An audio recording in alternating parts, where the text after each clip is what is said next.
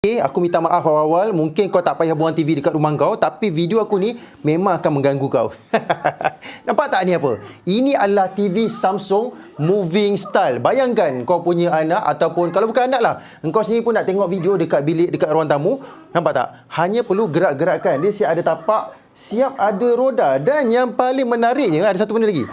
Nak dekat 2-3 tahun lah aku tak buat unboxing TV ataupun ceritakan pasal TV. Tapi kali ni pun TV tak besar sangat, 27 inci je. Cuma dia 27 inci yang bangsawan. Okey, korang bertuah, aku pun bertuah. Aku bertuah unboxing, korang bertuah dapat tengok TV yang rare macam ni. Okey, ini adalah jenama Samsung, nama dia The Moving Style. Okey, nampak tak? Dekat dalam video pun susah aku nak tunjukkan dia punya bukaan besar, lebar aku tadi. Okey, ini sedepa lah. Okey, aku pusingkan sikit lah bagi korang nampak. Okey, nampak tak?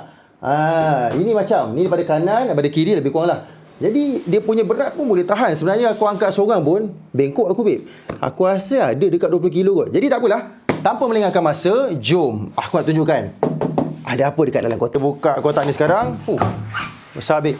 Okay, ada polystyrene kat sini. Okay, polystyrene tak digunakan. Berat gila, babe. Ini tak bohong tau. Aku rasa keseluruhan berat kotak ni dekat dia sebenarnya. Benda apa ni? Ni bukan suara buat-buat Memang betul-betul berat. Aku rasa ni stand bawah dia lah. Sebab TV ni dia boleh berdiri silap aku. Yang pertama dia ada kabel C2C tak silap aku. Okey, ini mungkin tapak yang kita akan gunakan lah kejap lagi. Dan seterusnya adapter 3 pin. Okey, ini aku rasa lah memang untuk cucuk dekat TV nanti. Okey, ada lagi satu tapak kecil dekat sini. Tak lupa juga remote ni memang menarik tau. Sebab apa? Dia hanya menggunakan solar. Tak silap aku, tak payah letak bateri dah lepas ni. Skrin Samsung 27 inci ni. Macam nak keluarkan dia? Nampak ni? Ini tapak dia tau. Okey, jangan risau. Aku pegang ni tak silap aku, memang tak salah pun. Ini memang macam ni lah tapak dia. Okey, tak silap dia boleh pusing macam ni. Nampak tak? Sebab tu nama dia Moving Style. Okey. Ini daripada skrin dia made roda tau. Roda ni jenis lasak kan ni, heavy duty lah rasa aku. Tapi memang berat berpeluh, babe, pegang ni. Yang aku pegang ni tengkuk untuk TV kau yang 27 inci tu. Okey, ini tapak bawah dia ada roda tu. Kau kena masukkan dulu dan ada 4 batang skru dekat bahagian bawah. TV aku ni pun dah tak sabar dah nak digantung dekat dia punya stand. Okey, aku tunjukkanlah cara nak ikat dia.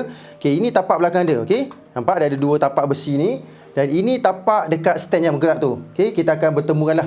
Masa nak gantung TV ni, dia macam ada satu klip lah dekat bawah ni. Okey, ini menentukan lah dia nak buka ataupun nak pasang TV. Kau perasan tak? Sebenarnya aku bukan nak racun orang bujang. Aku nak racun mak ayah.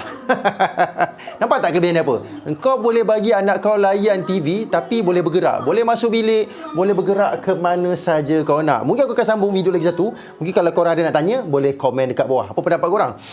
Baik, boleh tak Samsung Moving Style ni ataupun